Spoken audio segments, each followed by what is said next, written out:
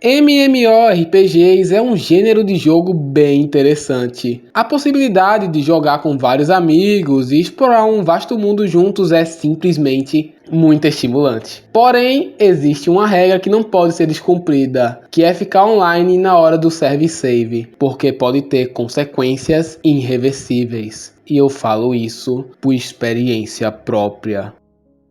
Overlord é um dos isekais primordiais dessa onda de isekais modernos, junto de outros animes como Sword Art Online, Re:Zero e Konosuba. E ele foi culpado desse monte de lixo que sai toda a temporada, mas eu assisto porque eu gosto do gênero. Fazer o que, né? Aqui acompanhamos a trajetória de Ainz Gou, uma caveira muito da bolada que junto de uma galerinha do Balacobaco quer nada mais, nada menos que conquistar o mundo, coisa básica. O anime chegou na Era de Ouro da Madhouse e graças a isso acabou impressionando e chamando a atenção, tanto pela qualidade da produção como pela sua temática, que ainda naquele momento não era tão explorada em animes. Então, vamos lá ver e descobrir se o esqueleto vai finalmente conseguir conquistar o castelo de Grayskull nesse anime. Olá, eu sou Miyuki e bem-vindo ao meu humilde canal. Começamos acompanhando a história de Ainz Gou, líder da guilda heteromórfica, formada de apenas jogadores de classe não humana. Em sua época de glória, ele e seus companheiros conseguiram se tornar a guilda top 1 do servidor. Porém, com o tempo, as responsabilidades da vida foi chamando por cada um. E de pouco em pouco, eles foram parando de entrar no jogo. Com o passar dos anos, o jogo Yggdrasil foi se tornando cada vez menos popular, resultando no seu inevitável fim. Como uma forma de respeito, Ainz decide ficar até o último momento naquele game que tanto marcou, caminhando pela grande tumba de Nazarick, a base da sua guilda. Relembrando seus tempos de glória, ao caminhar ele sente uma mistura de tristeza e ao mesmo tempo frustração. Afinal, todos aqueles momentos e recordações iriam sumir no fim daquele dia. Pouco a pouco aceitando, ele apenas senta e espera pelo encerrado servidor. Porém, algo estranho acontece. Por algum motivo, ele se manteve conectado. Não só isso, parece que tudo está mais realista. Os NPCs parecem, de um certo modo, mais vivos. As sensações estão mais reais. Ainz acaba percebendo que, de algum jeito, ele ficou preso naquele jogo. Ainda tentando entender melhor a situação, o mesmo convoca os seus servos para assim tirar dúvidas, fazendo testes, perguntas e por aí vai. A partir disso tudo, ele percebe que isso não era mais o Yggdrasil que ele conhecia. Agora, de fato, ele estava preso em outro mundo. E agora, cabe a Ainz descobrir o que está acontecendo, como aconteceu e se há outras pessoas presas como ele. E para concluir esse problema, ele irá espalhar o seu nome através de todos os reinos ao longo que vai conquistando os mesmos. E caso tentem o impedir, irão pagar muito caro. Seguimos então acompanhando o Ainz tentando entender o funcionamento desse novo mundo, procurando as diferenças dele para o jogo Yggdrasil, e eventualmente ele acaba sendo obrigado a lutar. Podemos dividir Overlord em várias pequenas sagas. Ao longo disso, vamos vendo a história sendo desenvolvida. E esses pequenos arcos vão desde ajudar uma pequena vila, concluir missões, problemas na própria tumba de Nazarick e por aí vai. O ritmo aqui é meio anda e para. E a longo prazo pode ser cansativo. Vários personagens são adicionados nesses pequenos arcos e só terão importância em outros futuros. Pensando que o anime tem 4 temporadas, é previsível que teria muitos personagens aqui. O problema é que boa parte deles serve apenas basicamente para ser morto. O tempo de tela concedido aos mesmos é impressionantemente até bem alto, para no fim eles só servirem como um degrau para os figurões do enredo. E sabe esses figurões? Eles são nada mais, nada menos que a pedra angular da obra. E é aqui onde Overlord brilha. Diferente dos outros isekais, que até mesmo os personagens principais da obra têm, com todo respeito, aparências esquecíveis, ou facilmente relacionadas com outras novels do mesmo gênero. Overlord é facilmente mais destacável, já que ele tem uma pegada mais MMO da vida. com roupas e aparências bem extravagantes. Por exemplo, esse besouro de gelo. Na primeira temporada, ele faz um grandioso nada, mas só de olhar para ele sentimos uma imponência indescritível. Essa característica pode ser aplicada para os figurões de Nazarick como um todo, e sendo sincero, Nazarick acaba sendo o núcleo mais interessante de Overlord, já que a mesma foi fundada por personagens não humanos. Os NPCs presentes na tumba são todas criaturas horrendas, que até os mais elegantes e requintados demonstram em algum momento um lado monstruoso. Isso é um ótimo contraste com toda essa temática presente aqui. Porém, mesmo fora do grupo de Nazarick, os aspectos dos personagens não fazem feio. Certamente a grande maioria não vai ser tão extravagante quanto. Contudo, é engraçado que até mesmo personagens com a participação mínima se demonstram bem marcantes. Aproveitando o gancho, eu gostaria de falar sobre alguns personagens que particularmente eu gosto e acho importante para a história da obra. Então, vamos lá, começando pelo Demiurge. Sendo o estereótipo de demônio elegante, ele sempre chega em cena demonstrando muita classe e educação do mais alto nível. Porém, o Demiurge é um caso interessante. Na maioria dos isekais hoje em dia, tende a ter um baixo número de personagens masculinos no grupo principal, tornando esses grupos em grandes haréns disfarçados. Mas aqui em Overlord as coisas funcionam de uma forma mais equilibrada, com mais da metade do grupo sendo justamente homens. Eu espero que seja homem, né?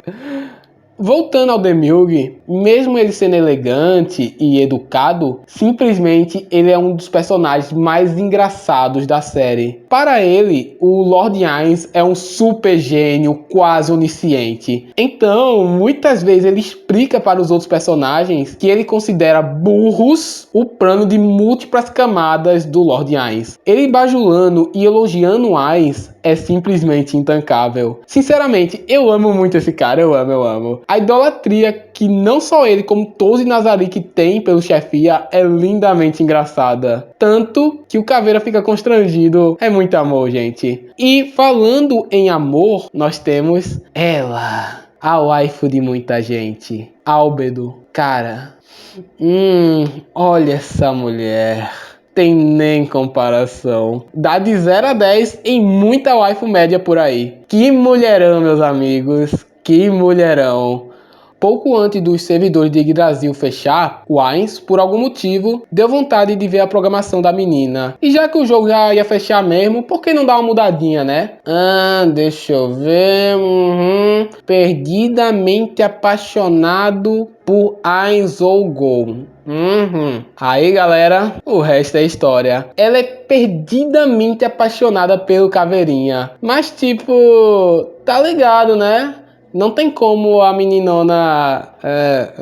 você sabe, né? Porque meio que o cara tá só o osso, literalmente. Como um todo, a galera de Nazarick é bem legal. Infelizmente, eu não posso me estender demais nesse tópico para o vídeo não ficar com mais de 1 hora. Fora da tumba, também tem outros personagens legais, que vira e mexe aparecem. Mas em especial, tem um personagem que é importante, principalmente no desenrolar das primeiras temporadas, que é esse cara aí, com o nome de Strogonoff. Strogonoff. Não é possível que só eu achei engraçado isso, na moral. Mas se estamos falando de personagens e Overlord, temos que falar dele, o Overlord, Momonga, ou melhor, Ainz ou Gol. Sabe algo que é difícil para um artista? É fazer uma caveira ser levada a sério. Ao longo dos anos, essa figura de caveira parou de dar medo e ficou com um teor mais cômico. Mas cara, olha esse visual. Esses olhos vermelhos para destacar as entradas oculares. Um crânio estilizado remetendo a algo mais monstruoso. Esse manto com grandes ombreiras que destacam o formato do esqueleto. Fora os diversos detalhes pequenos que compõem o corpo dele. Eu não tenho palavras para descrever o quão grandioso é a aparência do Ainz. Mas aí não é só de aparência não. O mesmo possui um poder mágico sem igual, com um gigantesco acervo de magias. Como todo bom MMO permite. Fora o seu intelecto teoricamente insuperável. E aí, tá um ponto bem interessante do Ainz. Tem uma grande diferença de como o Ainz é e como os outros o enxergam. A dualidade do Ainz, como Ainz Ogou para o humano dentro dele, é muito engraçada. Muitas vezes ele vai fazer algo simples e os outros vê um plano magnífico que nem existe lá. A grande verdade é que o Caveirão nem entende muito de política, de economia, gerenciamento de recursos e etc. Mas, comicamente, ele consegue fingir de saias justas. Velho, é sério, é muito engraçado só vendo pra acreditar. Até parece que o mundo fica conspirando pra ajudar ele. E acompanhado do Demilg explicando o plano do Ainz, que nem o próprio Ainz sabia, carrega boa parte da comédia da obra. Logicamente, como um jogador veterano, em questões de combate, uso de itens, magias e estratégia de batalha, o Ainz de fato não deixa de ser um monstro. Se você prestou atenção ao decorrer do vídeo, percebeu que eu estou usando muito MMOs como comparação, mas isso tem um bom motivo. Overlord é um isekai do estilo "eu fiquei preso em um jogo que eu jogava", que começou lá no ponto hack e ficou só popular no Sword Art Online. E nesse quesito de mundo do MMO, ele é um dos melhores que trabalha nessa questão. Eu arrisco até falar que facilmente ele fica no top 2 ou 3 do melhor trabalho em emulação de mundos de MMO. Só perdendo para uma certa obra aí que futuramente eu pretendo trazer vídeo aqui no canal. Podem cobrar que eu vou trazer. É muito instigante apreciar esses vastos campos de um mundo desconhecido para a gente. Ainda mais se esse for um dos seus primeiros isekais. Os trajes, muitas vezes extravagantes, me lembram MMO dos anos 2000, onde equipávamos várias peças, muitas vezes sem finalidade nenhuma, apenas porque eram bonitinhas. O traço de Overlord se demonstra muito característico, conseguindo emular muito bem mundos de fantasia. Diferente de animes padrões que se utilizam de traços mais simples, aqui em Overlord temos uma estilização acima da média. E é isso que muita obra erra. Overlord tenta adquirir uma identidade visual para si. E isso é importante. Temos sim cenários padrãozão, Europa medieval, JRPG, mas é feito de um modo que dá para saber que é Overlord apenas pela imagem. E isso por si só é magnífico. O anime fez um trabalho extremamente competente, trazendo esse mundo para nossas telas. Mas não pensa que tudo isso é mérito do anime não, porque, meus amigos, olha as artes da novel de Overlord. Meu amigo, meu amigo, meu amigo. Isso não é uma arte de novel não, isso é um quadro que tem que ser pendurado na parede. Sendo sincero, tá mais bonito que muito quadro por aí. A atmosfera, a imersão que eles conseguem trazer é algo de outro mundo. Isso é um belo de um soco no estômago de muita obra famosinha aí, que mesmo com suas artes mais bonitas, não conseguem chegar a 5% disso. Dá para perceber o quanto eu gosto de Overlord só pelo modo que esse vídeo está sendo feito. Mas agora vai vir uma opinião que pode incomodar algumas pessoas. O que acontece? O anime de Overlord teve sua adaptação pelo estúdio Madhouse no seu tempo de glória. Época em que ele trouxe Hunter x Hunter, High School of the Dead, No Game No Life, Parasite, o próprio Overlord e, para finalizar com chave de ouro, One Punch Man. A produção de Overlord é boa, mas não pensa que ela é insana não. Tem uma boa produção. Porém, quando tem CGI, meu amigo, que desgraça é essa? Eu não vou mentir. Dá uma vergonha alheia danada ver esses monstros feiosos. Tá, mas o que isso tem a ver com o estúdio? A partir de 2016, a qualidade da Madhouse foi decaindo, tendo cada vez mais produções mais e mais precárias. Mas quer saber o parâmetro disso? Assiste Overlord. Todas as temporadas foram feitas nesse mesmo estúdio. Então você vê a qualidade diminuindo de animação e a quantidade de CGI aumentando. Quando tá em cenas 2D, a qualidade não fica no nível de Mamatsu no Papai. Fica até bonitinha, Mas quando tá em 3D, puta que pariu. Meu amigo, que desgraça de cena vergonhosa é essa? Felizmente, Overlord não é obra só de combate, sendo boa parte da trama envolvendo diálogo. Então até dá pra dar uma disfarçada aqui, dar uma disfarçada ali. O anime não ficou ruim, mas para assistir é bom ter uma certa tolerância a bonecões 3D, porque os bichos é complicado de tancar. Ainda relacionado à produção, eu só quero falar mais uma coisa. Que abertura incrível. Mano, quando essa porra toca, dá vontade de entrar no meio de uma multidão e começar a sair na porrada euforicamente. Em jogos online. Em jogos online, entendeu? Não vai bater no amiguinho. Para mim, essa é uma das melhores aberturas que eu já vi na minha vida. Quando toca, arrepia tudo, eu não vou mentir.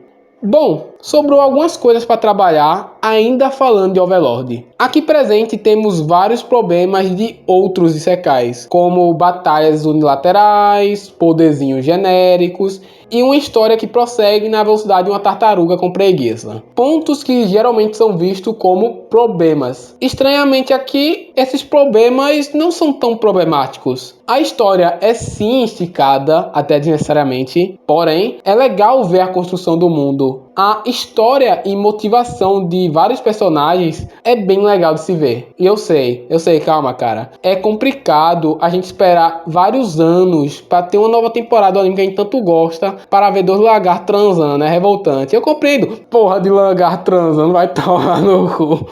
Tem um detalhezinho bem importante que acaba diferenciando ele dos outros isekais. Em sua essência, Overlord é uma obra sádica. A maioria dos isekais modernos são bem bobos, mesmo que eles tenham uma cena de violência aqui, uma violência ali, tem uma nudez porque jovem gosta de mulher pelada, né? Aqui a parada é bem mais séria mesmo. O sadismo é aplicado de diversos modos, desde cenas extensivamente longas de morte, em que vemos o alvo em questão agonizando, sendo torturado e humilhado. Temos também cenas perturbadoras de pessoas sendo comidas vivas por baratas. Isso acaba sendo tão pesado que muitas vezes as cenas são cortadas ou mostradas de um modo mais interpretativo. E isso acaba casando muito bem. Sabe por quê? Porque eles não são humanos, eles são monstros. E isso se estende por todo o Overlord, ao ponto de que simplesmente não existe desafio na obra. E esse talvez seja o verdadeiro problema de Overlord. É tudo muito fácil. O Ainz sempre vai vencer facilmente os seus inimigos. Qualquer outro cara de Nazarick é centenas de vezes mais forte do que qualquer adversário que aparecer. E isso acaba não trazendo sensação de perigo na obra.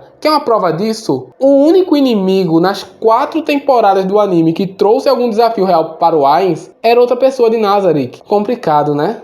Pessoalmente falando, eu não acho esse problema tão problemático assim. Até porque a obra é, acima de tudo, mais sádica e nisso ela é muito boa. Certo, eu creio que trabalhei quase tudo possível em Overlord. Mas antes de irmos para a conclusão, eu quero falar uma história bem bizarra relacionada à obra. Vamos lá, cara, vamos ser sinceros. Eu, você e quase todas as pessoas que usam a internet já piratearam algo. Seja alguma obra audiovisual, filme, anime e por aí vai. Mas em Overlord temos um caso peculiar. O autor da novel, criador de Overlord, por algum motivo acordou em um belo dia, puto pra caralho, pois estavam pirateando a novel dele.